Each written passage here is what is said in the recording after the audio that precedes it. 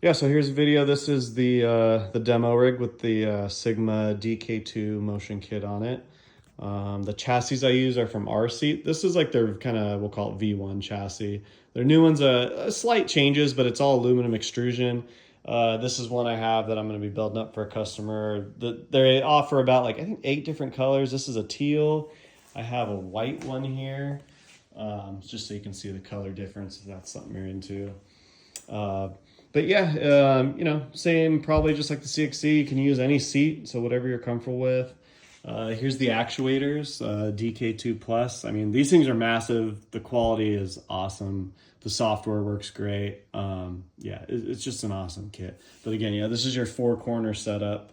I would definitely advise doing 4 over the 3. It's just a better feel. This one and this, I have the Gomez formula wheel. I do a dash, has the LED RPM lights, and they also do the flags.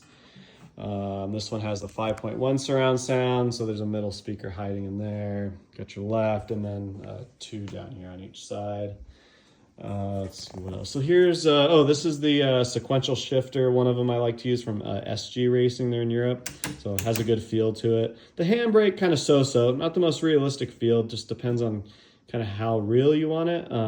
Simagic makes a great hydraulic handbrake, so that's an option. So here's the button box that I've done a lot of work on. So for example, I can start all my games up this way. So if I press iRacing, you'll see the menu pop up. Well, it will once I close it out since I already started it. So press it again here. So iRacing starts up. Once you're in iRacing and you're on track, you can hit this iRacing buttons, and that changes everything here to things that you're going to want to use in-game. So visor wipe, mute voice chat, etc. This usually won't say offline once you're in the game. Volume adjustment, you can go into audio options and independently adjust like your spotter volume or the chat. I can also quickly switch between audio sources. So for example, I got my speakers, I got my headset here, and this is for my VR headset that I have working with this one.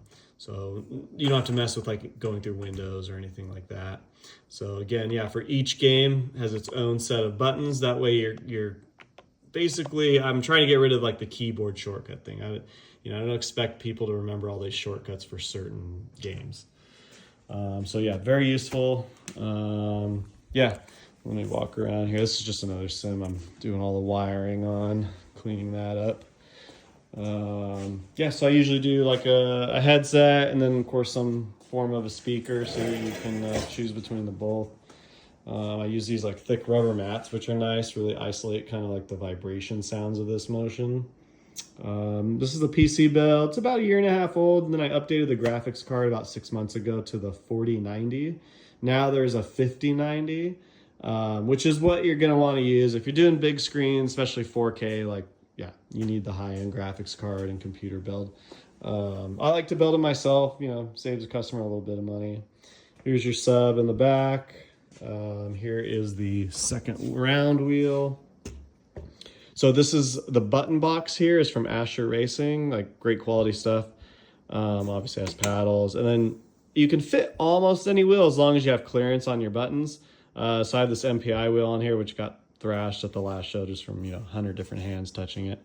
So I got to put a new one on there. So if you want 2 wheels, you got a nice little mount on the side there. This is for your surround sound adjustment. There's also a remote. You can kind of get a better view of the back of the monitors, maybe the size.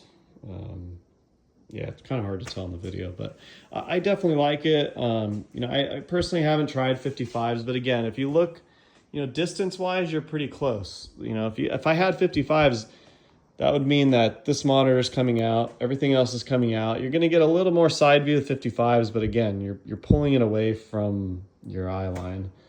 And I'll kind of show you what I mean of why I like the 43s. In a non-motion rig, I essentially set the monitor very close to the wheelbase, almost on top of it. So obviously we don't have motion, so we don't need to worry about clearances. But you'll see with the motion rig here where I've basically kind of taken the monitor and dropped it down so the wheelbase kind of points towards it. Again, I feel like it's a more realistic view. That way, when you kind of sit down in here, you're seeing a lot more of the car. That kind of gives you a better example of how it sits lower. And then your eyesight, you're just casually looking straight ahead right at the middle of the monitor. You're not looking up, not looking down. I feel like it's the most comfortable setup. So yeah, and then just a lot of the little stuff, keyboard tray. This is like a remote keyboard. I mostly use it for shows, but you know, if you got a buddy in it, you can actually use a little Bluetooth keyboard to navigate around. It's got a little trackpad. Yeah, you know, options are endless. This is, you know, it's not, nothing's locked in as far as, you know, part wise. I've used a lot of parts before. There's a lot of great brands out there right now, so we can kind of pick and choose. But yeah, definitely R-Seat chassis are great, and the Sigma Motion is really solid.